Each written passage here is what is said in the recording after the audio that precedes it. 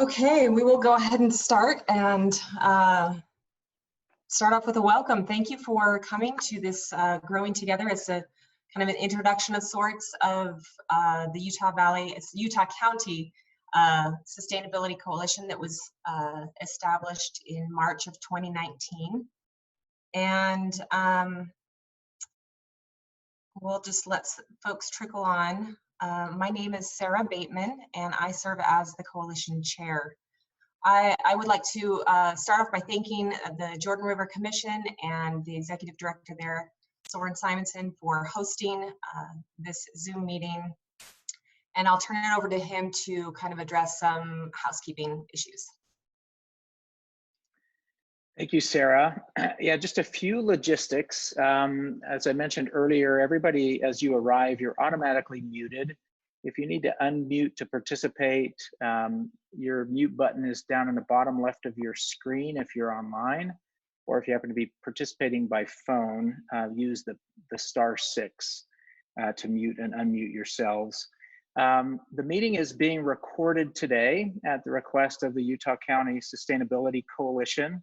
If there's anybody that doesn't want to be recorded, we would invite you to maybe discontinue and watch for a link that will be sent out later so that you can watch it at a later time. Anybody that signed up with Eventbrite, you will receive a follow-up email that includes a link to the video. We would encourage people to remain muted while the presentations are going on to avoid any background noises and distractions. But again, if you want to speak up and participate, feel free to unmute yourselves at any point, especially during the Q&A portions of the meeting.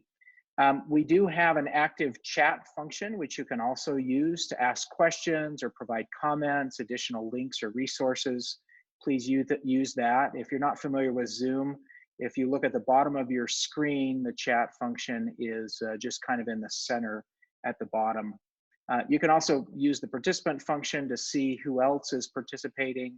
And if you click on yourself on the participant list, you can also use a raise hand feature if you want to signify you have a question or something like that, and we can unmute you and have you participate. And then finally, you may want to just facilitate your screen. We will be spotlighting speakers throughout the event today, but you can also make screen adjustments if you want to. The top right corner of the black screen, there's a little panel that will toggle between gallery view or speaker view. So you can look at everybody together with small screens, or you can look at just the speaker who's speaking at the current time. But we will be spotlighting speakers so that they'll automatically be spotlighted as Sarah is right now. And with that, Sarah, back to you. Got to unmute. Okay, thank you, Soren, appreciate that. And before we get started, I just wanted to share a disclaimer that though this is election season, this meeting does not serve as a political endorsement. The Utah County Sustainability Coalition is a nonpartisan body, and just wanted to be clear on that. However, that said, we would like to thank Congressman Curtis for serving as our keynote today. We look forward to hearing from him, and we're grateful for his team for facilitating the schedule at this time. I know that they're very busy these days, so we're appreciative of that. And of course, I'd like to thank the moderators and the panelists who will be participating today, the coalition members who have gotten us to this point, and of course to all the attendees who are attending today. We look forward to hopefully some good discussions. There's a lot more to discuss than we can cover in an hour, but we hope that we can have kind of an initial conversation that can continue as we go on. So just a quick history about this coalition that was begun in March of 2019. It was really kind of an offshoot of the Utah Valley Clean Air Task Force, which has been around for several years. I was really inspired by its ability to gather governments and health care workers in the industry, scientists and educators and businesses to discuss air quality issues in the county. And so I was curious, in light of the projected growth in the county, I thought you know, it would be interesting to see if there was enough interest to expand the discussion to discuss all of, you know, environmental sustainability in general. So energy, water, waste reduction, you know, all of those general sustainability issues. And so we started meeting a year and a half ago and wanted to regularly discuss how we can grow well together as we experience this growth. So I will go ahead and start with some slides. I'll share my screen and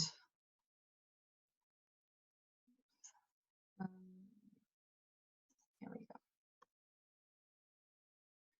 So this is a representation of the current coalition members. You'll see that we've got Nephi in there. I know it's not part of Utah County, but we do have a city council member who occasionally attends, and we appreciate that. But we've got some great representation from around the county, but we'd love to grow that representation. We know that there are you know, urban and suburban and rural voices in the county, and would love to be able to have a more complete representation. Just as a side note, for those who might have a question, this is not an affiliation with the Utah County government itself. There's no budget. I'm not an employee. I'm a community volunteer. So for those who might have had questions about that. So over the past year, we conducted several brainstorming sessions really to help us identify ourselves and what our role might be. And so here are a few slides of our discussion there.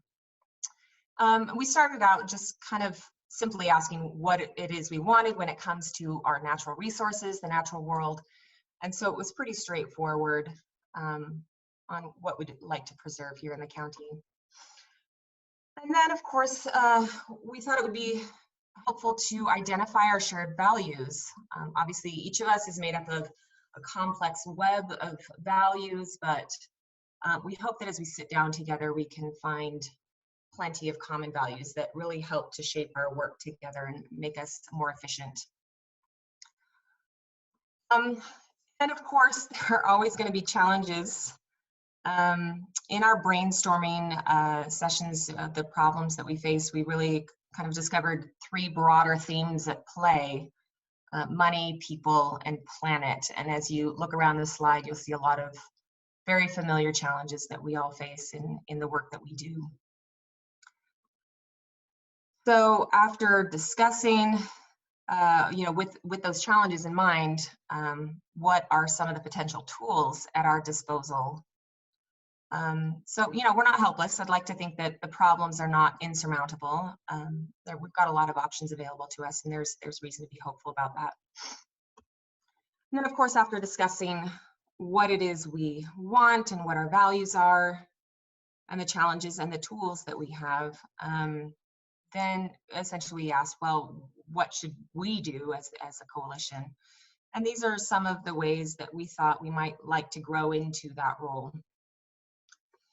Now, when addressing environmental issues in Utah County, we do have to acknowledge the elephant and the donkey in the room. 50 years ago, the word environment was a nonpartisan word, and that's not quite the case today. We need to acknowledge that. So, you know, it doesn't matter if I may see it as a nonpartisan issue, the broader political culture doesn't, at least not quite yet. And so if we're going to make progress, we need to recognize that and as we move forward. So I'd like to think that instead of the smaller image, we could have a little closer to the larger image. I was really moved and inspired by the gubernatorial candidates' joint ad that was put out last week, and that garnered national and international attention. I think it demonstrated kind of a hunger and for civil discourse and the idea of really trying to focus on some of the areas where we do have a lot in common which I believe we do have quite a lot in common. But in understanding that Utah County and Utah is a politically conservative state, the idea is to just try to identify those common values and translate that into a similar language.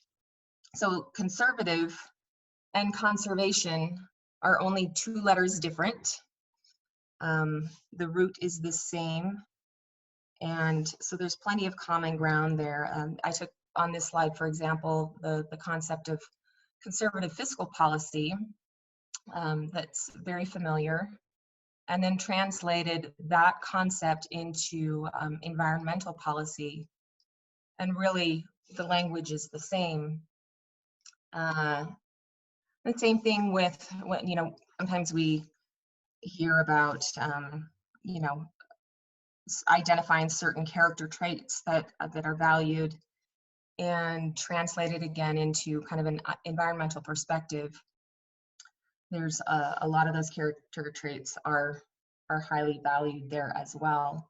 So there's, from my perspective, I see that there's a lot of common ground here. So the following slides will demonstrate the growing trend toward addressing environmental factors and celebrating that common ground within government, within the business sector, and within society at large, working together. So as far as government goes, earlier this year, in January, saw the release of the Utah Roadmap that was requested of the Kempsey Gardner Policy Institute by the Utah legislature. So I don't know if you've had a chance to read through it, but it identifies 7 broader milestones and many smaller steps within each that can serve to inform the policy decisions moving forward. That's a very helpful document. A lot of, I guess, 37 people worked on it, and reading that bottom line really shows that's something that we all can value and get on the same page on that. And moving to the business sector, the Utah Sustainable Business Coalition that was founded last fall, right here in Utah County, New Skin in Provo was committed to building a sustainable business coalition. First, it started just in the county, and then it's really expanded to be a statewide organization. Though many of the founding members are prominent Utah County businesses, and they really have taken the lead on addressing these issues that are becoming more and more relevant to modern businesses. I found interesting, one of the key points that I took away from its recent Climate Week webinar was they mentioned that the research that looks at investment trends and found that sustainability themed investment has shifted from being considered a luxury investment to now being considered a necessity investment, which I found really interesting. We're learning that research shows that consumers these days are really looking for more, that conventional consumption habits have not been quite as satisfying, but modern consumers are looking for a little bit more commitment to environmental issues and social issues. And so those businesses are being flexible as they try to address the needs of those modern consumers. And then, of course, the most recent Utah Climate and Clean Air Compact, which has been signed by people of different political persuasions, different faiths, by educational leaders, and by prominent business and philanthropic leaders here in the state. So again, looking at their goals, there's plenty of common ground that we can work on together. And of course, we finish off by, in considering our environmental stewardship and how we can grow well together. I really see that our most valuable resource really is our relationships with each other. And that's something that I personally am committed to fostering in my work, to bridge communities together and try to work, identify that common ground and be stronger together as we serve the Utah County family. So with that, I will now turn it over to Don Jarvis. He is a political or a sustainable advisor in Provo, and he is going to introduce our keynote speaker. Thank you, Sarah. Everybody knows Congressman John Curtis, and he usually votes with his party in Washington, but he often recruits Democrats for bipartisan issues. He's also one of the few Republicans in Congress to publicly recognize climate change and craft bills to counter it. What is less well known are Curtis's work on the environment when he was mayor of Provo. In 2011, he was the first mayor in Utah to appoint a volunteer advisor and committee to protect the environment. Most of this required no tax dollars, so Mayor Curtis often bragged that my committee and I were worth every penny he didn't pay us. He made those appointments meaningful by meeting with me and an environmentally aware city council member every month for a half hour. We soon realized that projects like cleaning Provo's air would be meaningless unless we got neighboring cities to work with us. So he and Utah Valley Chamber of Commerce President Val Hale organized the Utah Valley Clean Air Task Force that Sarah's mentioned, that in turn spawned this community, this Utah County Sustainability Coalition with participants from local cities, businesses, and Utah Valley University. We'd love to have BYU join, but they haven't yet. Mayor Curtis and Provo City Council signed a half-dozen joint resolutions urging the legislature to do good things like support production of Tier 3 gas and test diesel vehicles. They helped fund a website named the Provo Clean Air Toolkit that suggests how we can help each other clean the air. They also matched funding to buy land at the mouth of Rock Canyon to protect it forever. Mayor Curtis always told me not to do anything stupid that would cost him an election, but he often said that conserving our gorgeous environment was the most conservative thing to do in our conservative city. And it was part of our history, our culture, our DNA. Congressman Curtis still believes that and is not shy about talking about it. Now let's turn the time over to Congressman John Curtis. Thank you, Don. I just am so pleased for my experience with Don Jarvis, and I'm so appreciative of his hard work, oftentimes behind the scenes. And really, any success that we had in Provo was because of Don's hard efforts. And I also need to give a shout out to Hal Miller, who Don referred to, not by name, but by energy and effort.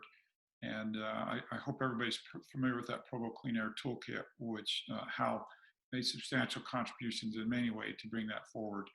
And so grateful for you. And Sarah, I'm so appreciative of the work that you have done in our sister city. And Sarah approached me early on and explained what she was doing in Orem and what she was trying to achieve. And just really admire both of you and the work that you're doing. I'm so pleased to be on the line with all of you. Let me, I know we've got some time for Q&A. Let me share some thoughts I feel strongly about, and then we'll kind of jump into maybe some Q&A with Don. Two very quick stories. I just returned from the airport. My wife and I came over that point of the mountain literally minutes ago. And as we rounded that horizon that so generally greets us, Utah Lake and the beautiful mountains, all we could see was haze. And I don't know whether to blame that on forest fires or what exactly to blame that on. But it is a constant reminder to all of us that everything that we hold so dear about this beautiful place that we live is we shouldn't take for granted, that it will always be this way and always be this beautiful. The second kind of contrasting story is, I'll tell you a secret if you promise not to tell anybody, and that is every election day, I wander up Rock Canyon and find solace in the beauty and the remarkable view and the vistas and the cleanness. And this Tuesday, election day, if I get an opportunity, that's where I'll go. And it just reminds me of Sarah's kind of point that there is so much that we share in common on this issue. Those of us on the conference call today would find ourselves probably in many different political camps, but coming together on this issue and finding our commonality is so incredibly important. And I'm trying to figure out in my role in Congress how we stay away from these extremes. And by extremes, I mean, on the one side, I make fun of because they offer what I would call fix the headache by taking the head off. And on the other side, the extremes are put your head in the sand and pretend, right, that we really don't have a problem. And really neither of these are helpful. And as I look at this group today, I look at the participants, this really is the group that could craft that reasonable logic path forward where we do agree on so many things.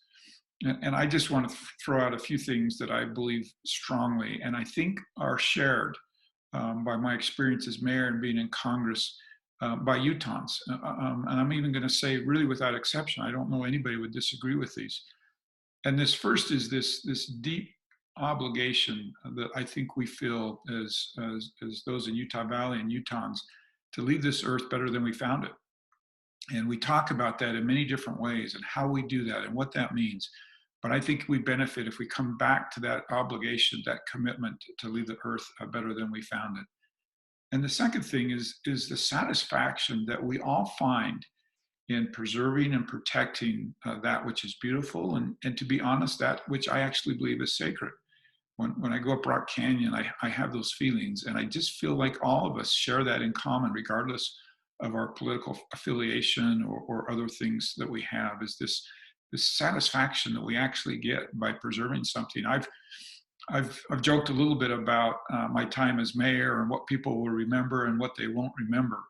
And in 100 years, nobody will probably remember what we did at Rock Canyon, but I'll guarantee you that gig fiber that we brought in from Google in 10 years will be totally forgotten and worthless. The rec center will have become old and need to be replaced. Scheduled service, all of those things are going to be meaningless. But the one thing that we did that will always be there is preserving that Rock Canyon. And I believe all of us find satisfaction in those types of efforts. And then I think we also share this, excuse me, I got a nut caught in my throat. This concept that I call, I like to claim that I'm a climate conservative.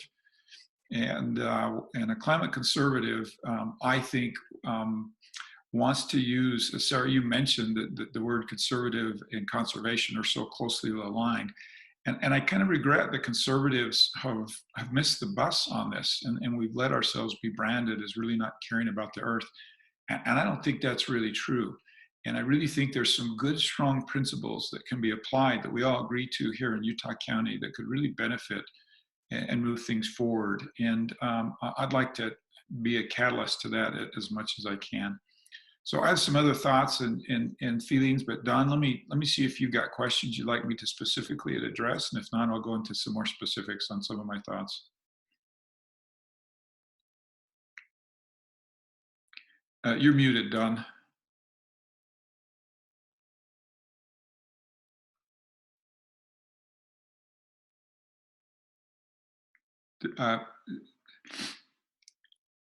I think what Don is saying is that he thinks I'm really well dressed and he likes my socks. But other than that, Don, we're only guessing because none of us can hear you. You're still muted. Okay, now we got it. All right. So if you'll write your question in the chat function at the bottom of your screen, I will try to look at those chats and call on somebody to ask a question of Congressman Curtis.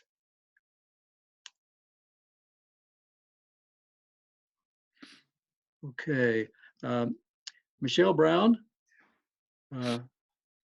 Oh, she's just greeting me, I guess. Do you have a question for Congressman Curtis, Michelle?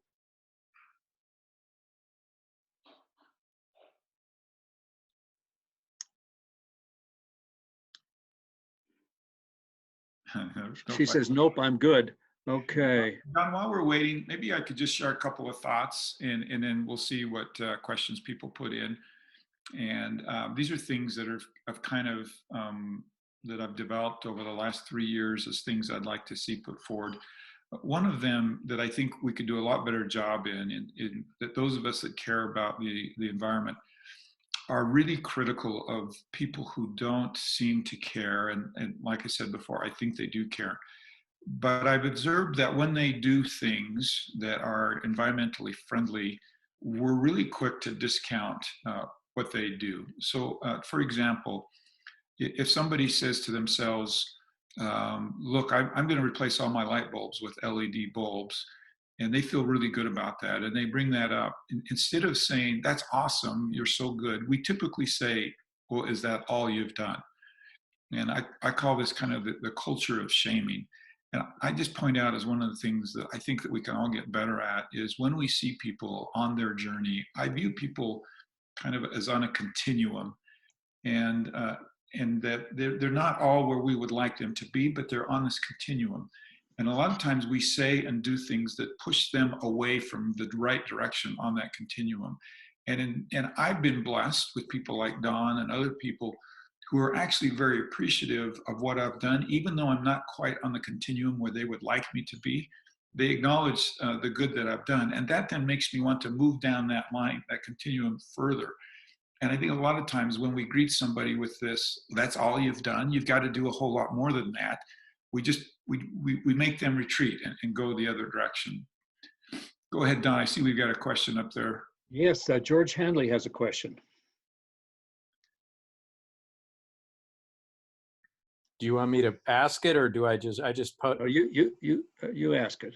Okay. Well, I was just wondering, John. Well, first of all, thanks for being here, and I have Rock Canyon behind me. I love it. Yeah.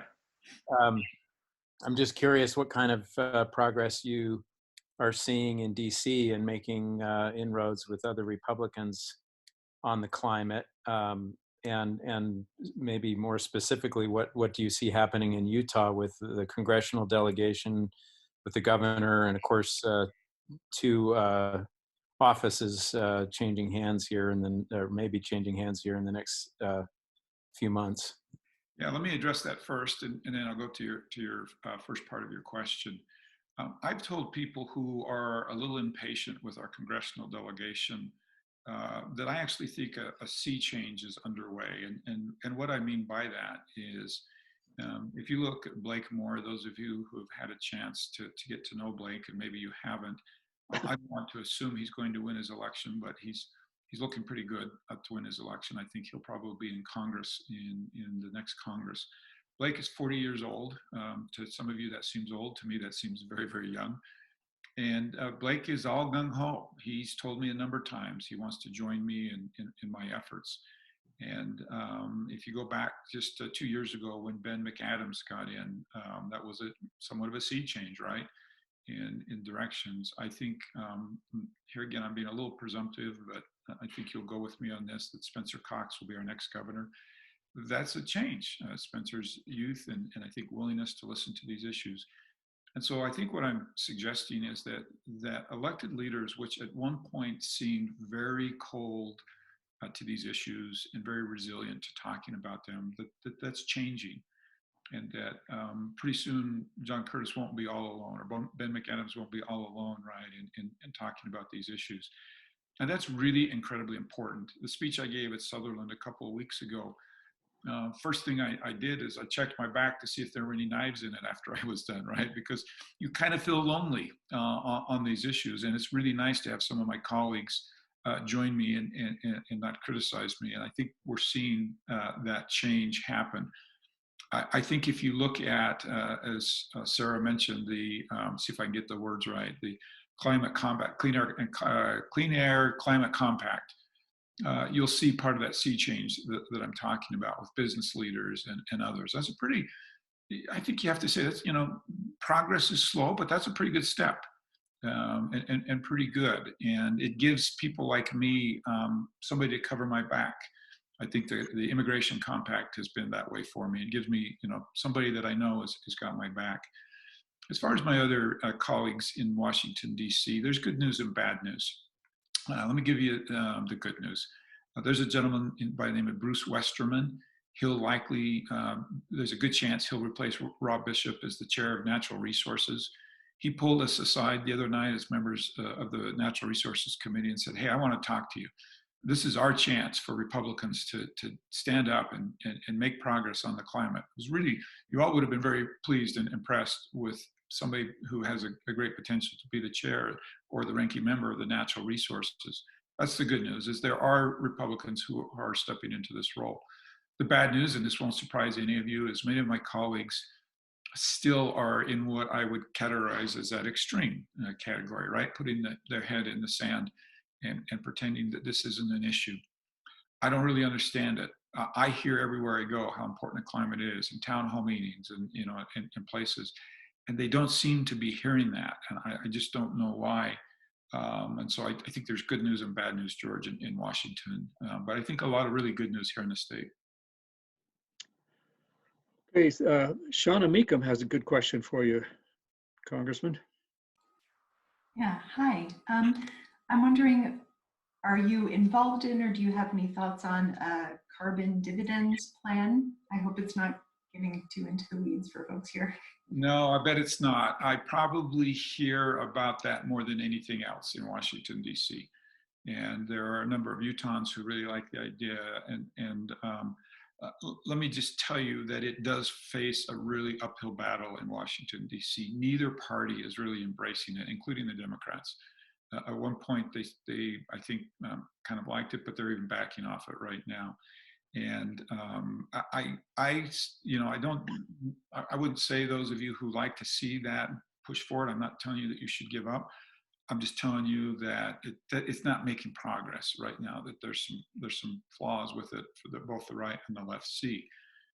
And I actually think that while here again, not discouraging people to move forward on that issue, that the way we get momentum here is by a host of things that maybe seem really small, but the cumulative adding them all up makes a big difference and gives momentum. So for instance, if you try just to go and get the, let's say the Green New Deal or the carbon dividend PACs, you have no momentum. You have nothing moving me and my colleagues in that direction. We're working on a methane recapture bill right now. We're working on a battery storage incentive. Those are the types of things I think that can get bipartisan support, add momentum, and build up to something larger. And I frequently try to encourage people, look, don't go for the grand slam. Let's get some base hits, right? Let's get some walks. Let's get on base. And I actually think that we'll make quicker progress, even though it seems slower at first, than just stepping up to the plate and say, hey, we're going to get this grand slam. Yeah, I always say a little something's better than a big nothing. So I think going for a little something is good. Steve Roll from Lehigh has a question for you, Congressman. It's very similar to what you've been talking about. Yeah, I'm playing devil's advocate here because I view environmental stewardship as one thing and climate change as something else, and maybe I need to get a clear definition of climate change. So my question is, what can we do to actually address climate change? The reason I ask that is, again, I see these as I see the environmental stewardship as something that can lead towards helping with that. But if the Earth's environment or climate is changing, and we don't have billions of people over in Asia who have the same view as we do, we need to do our part. We recognize we have this stewardship, but how do we actually affect the climate change if 80% of the world could care less right now? Well, let me address that in two parts, and that is the rest of the world and our world here, both locally and in DC. I think that it's been a mistake, and you're probably not going to like my answer, Steve, but I think it's been a mistake to use climate change as a litmus test for letting somebody get involved in the discussion. And I do believe it's a litmus test. I hear all the time, do you believe the climate's changing, and do you believe that man is influencing that? And I think if we're honest, that's a litmus test. And we're deciding whether or not somebody gets a seat at the table, depending upon how they answer that question. For a number of reasons, if I had an hour, I would go into them. My colleagues hate that question. It's akin to going to a timeshare presentation and somebody asking you, Mr. Curtis, do you like to spend time with your family? Right? I don't want to answer the question because they're going to then paint me further into a corner, right? And And I think that's quite, to be honest, I think that's how Republicans feel about that question. Now, they shouldn't be afraid of it. I've learned, I was afraid of it. I've learned not to be afraid of it, right? But it took me a little while. And guess what? The first time I said in a town hall meeting, the climate's changing and man's influencing it, there was a front page article in the Herald top fold that John Curtis said, right? It's a big, it shouldn't be, but it's a big deal. And I think a lot of times we use it as a litmus test before we'll really engage somebody in a conversation. And remember that continuum. They may be not as far along as that on that continuum as we would like them to be. And using that as a litmus test means that we've shut off our ability to communicate and talk to them. And so I would love to see us kind of de-escalate the need to talk about this in terms of the climate and talk about it more in terms of environmental responsibility, because I can get every single Utahn on my side if I talk about environmental responsibility. But if I say climate, I divide the room in half. And I've used this example before. It's about like saying, let's talk about the wall when we talk about immigration. The room's going to divide in half, and it's going to be a divisive conversation. And so that's kind of my take on that. The second piece of it, as it relates to the rest of the world, I'm really glad you bring it up, because I think too often people forget that if we're wildly successful here at home, if we reduce carbon to zero tomorrow, we're still going to fail, because we're just not enough of the world's carbon production. And we've got to figure out ways to engage China, India, Russia, other major carbon emitters if we're going to be successful. I have some thoughts about that. Let me just introduce two of them quickly, and I don't want to dominate the whole time, because we could clearly talk about that for hours and hours and hours. But one of them, it needs to be part of our trade negotiation, particularly with China. That needs to be part of the discussion, right? We have some leverage over China in very, very few ways, but one of them is in trade. And I would love to see us magically insert that into the discussion about trade. Two is, I think there is a role for free market here. And let me tell you what I mean by that. China, India, maybe not so much Russia, they will use what's the cheapest alternative, right? Well, as we have developed solar is now becoming one of the cheapest alternatives. And we will start seeing these countries adapt, right, to what's cheapest. Well, it's good news, right, is that if America develops that technology, we will also benefit in the economy and jobs. And it could be the third industrial revolution. I tease my Republican colleagues. I say, listen, if you don't care anything about the climate, you should care, because there's money to be made here. And good old capitalism should kick in, right, at some point. And so I do believe another way we can influence what's happening overseas is to provide and develop low-cost alternatives to some of their very high-polluting carbon sources right now. I think it's time to turn. Thank you, Congressman Curtis. This is a great introduction for our panel. So I think it's time to turn our time over to our panel. Is that right, Sarah? And thanks for including us today. Thank you so much, Congressman.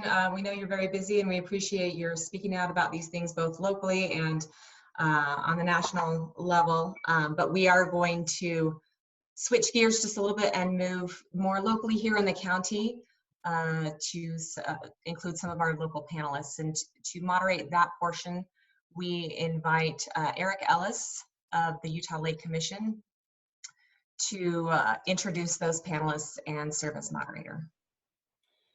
Thanks, Sarah.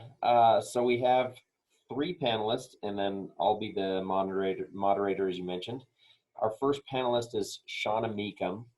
Shauna deals with air quality and active transportation with Mountainland Association of Governments, which is the metropolitan planning organization in Utah County. And she loves exploring the county by bike with her children in tow. Genevieve Richards is Utah Valley University's Sustainability Coordinator and has been in that position since September of 2019, so fairly recent. She has a Bachelor of Science in Mechanical Engineering from the University of Utah and a Master's in Science in Sustainable Engineering from Villanova University. Todd Munger is a graduate from Brigham Young University. Todd worked for BYU as their athletic facilities manager for 18 years before coming to Lehigh to supervise the Parks Department. In 2012, Todd became the Public Works Director for the city And then in 2018, Todd became the first environmental sustainability director for the city. Again, my name's Eric Ellis. I'll be the moderator. I'm the executive director of the Utah Lake Commission. I have a graduate degree from the University of Utah in public administration, and then I also studied at BYU, as Todd did, and UVU prior to that. And before my work at the commission, I was the policy analyst for the Division of Wildlife Resources, planning landscape conservation throughout the state of Utah. So to start off, what we would like to do is have each of our panelists talk maybe for just a minute on a project that they are working on, that they're excited about, and that might have an implication here on this discussion. So maybe we'll start with Shauna and go through the list as we introduce them. Thanks, Eric. So I work for Mountainland Association of Governments. We do regional transportation planning, and we look out way into the future to figure out what we think our needs will be according to the population and cities' land use and whatnot. And you know, ever since World War II, transportation has been really focused on automobiles, vehicular traffic, and I see a gradual shift to including transit and active transportation, so walking and biking, as really viable means of travel. More people want the option to not have to hop in their car for every little thing that they need. So currently we have a big transit study going on for the central corridor, basically State Street from Provo to Lehigh. That's pretty exciting. We would love to have something like UBX going all the way up that direction. And also the Provo River Trail. We got some money, more money from the legislature to extend that from where it ends currently in Vivian Park to reach Deer Creek. So that's very exciting, and we were thrilled for the legislature's look on that. Awesome. Thank you. How about Genevieve? Yeah, so at UVU, we're doing a lot of lighting upgrade projects. So upgrading from compact fluorescents or fluorescent tubes to LED fixtures, which not only saves us energy, but also really provides a better quality of light. So for example, just today, work started in the UCCU Center to redo the lighting in there. And so by upgrading to LED lighting in there, not only will we be saving energy, but we'll be increasing the lighting quality such that the UCCU Center will meet the NCAA regional broadcast standards for basketball. So it's not only going to save us energy, but it's going to provide a better experience for our players, our spectators, and for anybody watching a UVU basketball game at home. Awesome. Very exciting. Todd, how about in Lehigh? Well, thanks, Eric. I appreciate the opportunity, Sarah, to be on this panel to say a little bit about Lehigh. You know, sustainability it's a big word, and there's a lot of people that really don't understand it. And I think the biggest thing that we're trying to do in Lehigh is to provide an educational outreach to help residents understand and, you know, kind of participate a little bit more in issues of recycling, how to recycle properly, air quality, you know, when to turn your car off in you know, when you don't need it, and open space issues. We've got a lot of growth in Lehigh, and we're trying to, you know, capitalize on some of these areas that are, you know, useful for outreach, for environmental laboratory type education opportunities. And so 3 of those projects are an internal project that we're working with our green team to have a no idle policy for our city vehicles. You know, and hopefully what this can do is it can create a little bit of a domino effect that will go out into the community in Lehigh to help people understand that after 2 minutes, you're wasting a lot of money on gas. You're compromising the integrity of your vehicle as far as its wear, and your, you know, the carbon footprint is being reduced by shutting off your cars. And so that's one. And we've got some research that we did with local grade schools throughout the community to kind of show what kind of PM 2.5 is occurring while parents drop off their children and pick them up. And then COVID hit, and so it kind of put the kibosh on that a little bit, but we're still in the process of trying to get out into the schools and help them understand what this is and work for some signage to put up in these drop-off zones to have no idling. And so that's just a few of the projects we're doing in Lehigh. Awesome, thanks for sharing that. And I'll add from the Utah Lake Commission standpoint, one project that we're excited about is the Wacara Way Open Space Park. It's approximately 1,000-acre park. It's open space, it's managed naturally. It will have active transportation between Vineyard, Orem, and eventually Provo City. Somewhere in the ballpark of 8 miles of trails and 2 different front runner stations so that folks can actually start using bicycles or foot as a means of transportation and then jump onto public transit. It'll also have beaches, wetlands, meadows, and lots of wildlife habitat. And so this is a project that we're very excited about and pushing through. Just recently, Shauna's group, MAG, approved the funding for the first phase of the trail in that project. So we're really excited about that. That'll come with parking lot structures and restrooms at each end, and we're working rapidly to get permits and everything else in place. So very exciting.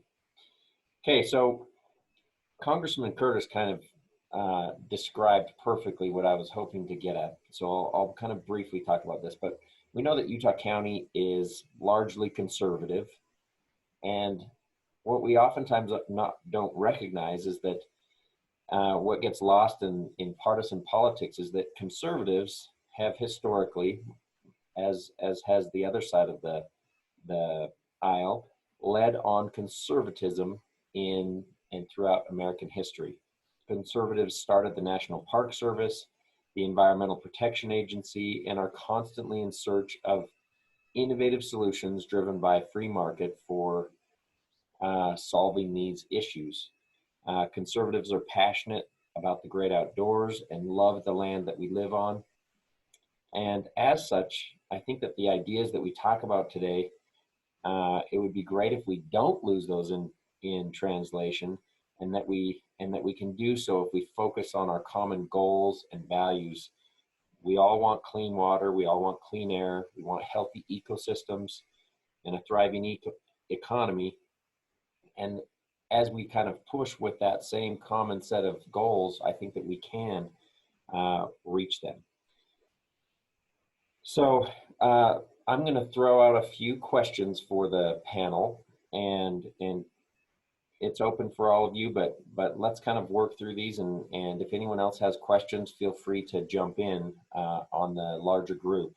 The first one that I would pose is, what is the biggest opportunity for more sustainability in Utah County?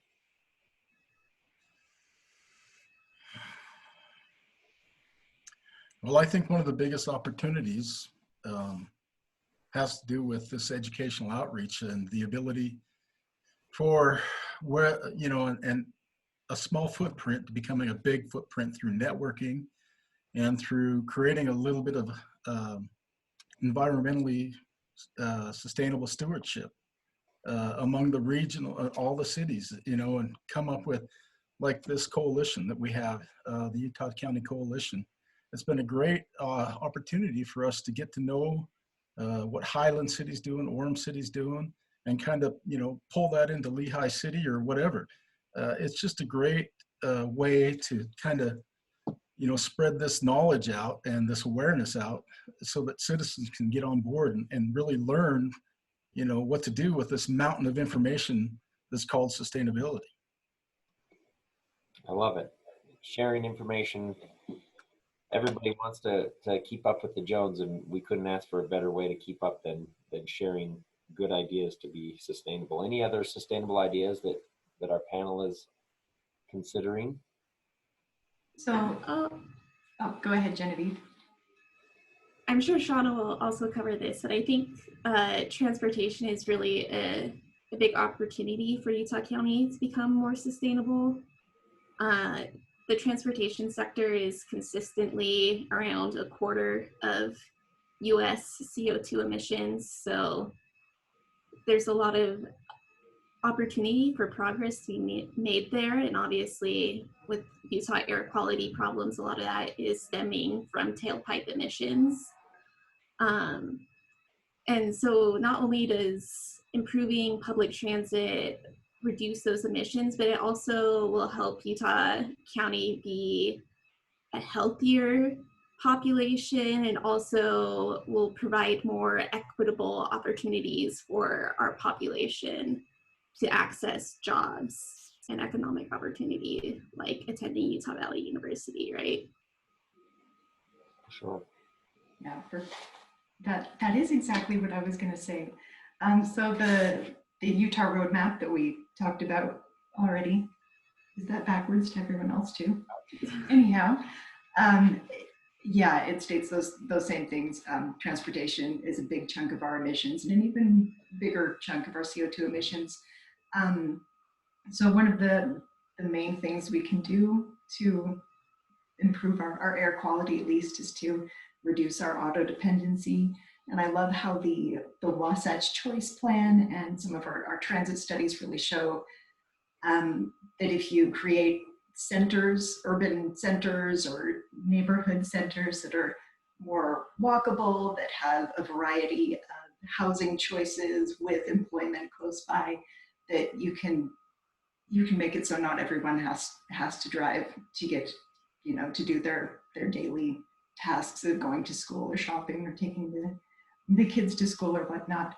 So I think that's to me, that's the biggest opportunity, is getting those centers of walkability with transit and employment accessibility up and going. And that really depends on the cities and them deciding that that's what they want to zone and that's what they want to promote. And then MAG takes their plans and helps with the regional transportation outlook. Great response. That kind of ties into a question that was posed in the chat box. I'll read this if that's all right, Ben. What do you see as the biggest risk regarding sustainability as the population doubles over the coming decades? And how do we best mitigate these risks at the county level, discussing those items that you kind of hit on: transportation, buildings, coordination among municipalities, governance structures, collaboration with the state, etc.?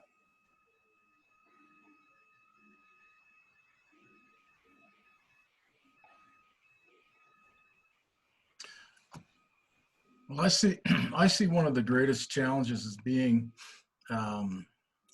all this growth is going to create a lot of byproducts as far as waste is concerned. Our recycling efforts, I think, need to really kind of increase as far as our awareness of what we're putting into our recycle bins, where these recyclables go, how they're processed. In our landfills, reduce, reuse, recycle is the big words, the big words, but I think they're being overlooked. I think people are just, throwing the trash away and then it's someone else's problem. They're not worried about it from that point on. And obviously that's going to create a lot of, problems as we go forward with this, with these, along with all the, air quality issues and whatnot. It's, I think, one of the big problems we have to face. Maybe I would add to that question and target Shauna or either of the others as well. But you referenced the Utah roadmap, and it talks about quality growth. How could you kind of summarize that quality growth? Because I think that would definitely apply to this population expansion that we're predicting. So in the past, we've had lots of smart growth, quality growth, urban centers. My favorite descriptor is locational efficiency from the EPA, but it's basically if you allow a mix of uses then people will be able to reach the things that they need for daily life within biking or walking or short, micro transit trips. And when you go into an existing city, we have lots of single family residential areas. And it's kind of the human nature that once you get somewhere that you are comfortable, you don't want to see too much change. So we have large swaths of land that are kind of isolated from things that they need for, their daily errands, their daily life. If we could allow more mixed use, a little bit higher density, we could really support transit and reduce our auto dependency.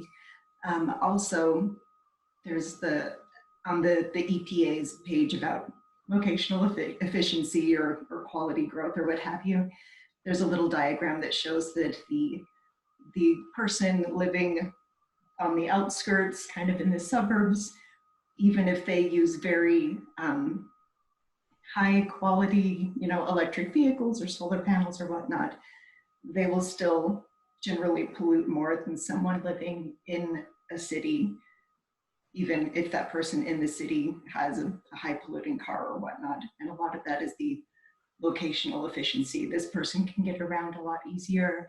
They're often in a multi-unit home, and they're just producing less emissions than the person in a big house out here. Well, did that answer the question? It did, and thank you for that. One exciting project that we could all look at going forward right now is the Vineyard City Center. It is a rather compact, high density, mixed use city center that they have a clean slate to build on, that has been planned by a really cool urban planning firm that will be entirely walkable, have essentially everything that everyone needs, kind of built after the model. Now I'm forgetting the city up there near Eagle Mountain. Anyway, that's one that we could be looking forward to in the future. If that works out, it'll be fascinating to see if some of our other cities that have undeveloped areas can follow a similar model. We are out of time. I will turn the time back to Sarah, and thank you so much for your contributions, panelists.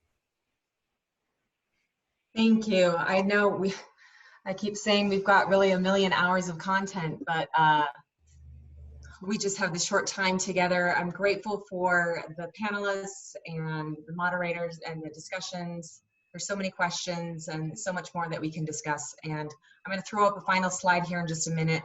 Let me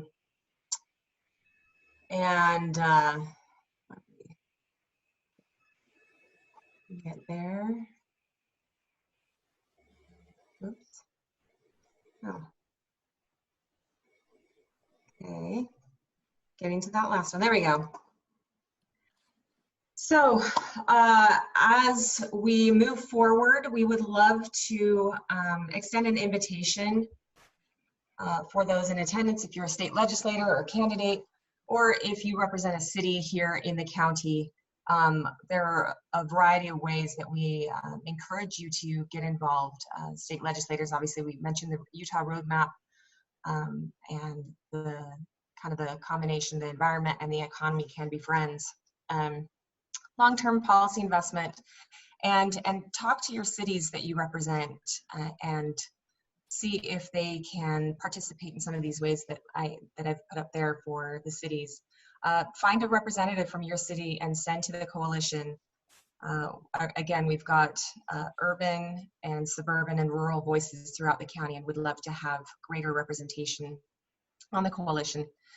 And another thing would be to formalize a kind of citizen committee. They're volunteers. I do this in the city of Orem. I volunteer my time on that committee, and I've really found that a great way to serve in my city. And then the employee green team. I know that the city of Provo and Lehigh, they have an employee green team. The citizen committee, sorry, I'm going back up one. Provo, Orem, and Lehigh, all three of those cities currently have formalized a citizen committee. But the employee green team can address some of those internal issues and look at those practices and find sustainable solutions there. And then another option could be to hire a sustainability employee, whether that's full-time or part-time or perhaps blended with another position. That is something that Provo and UVU and Lehigh have some version of a sustainability employee. I've included the references down at the bottom. And I would like to thank everybody for attending. I really appreciate your interest and look forward to continued conversations on this topic. Again, I'd like to thank the Jordan River Commission, coalition members, panelists, moderators, and Representative Curtis for sharing some of his time with us today. And thank you for attending.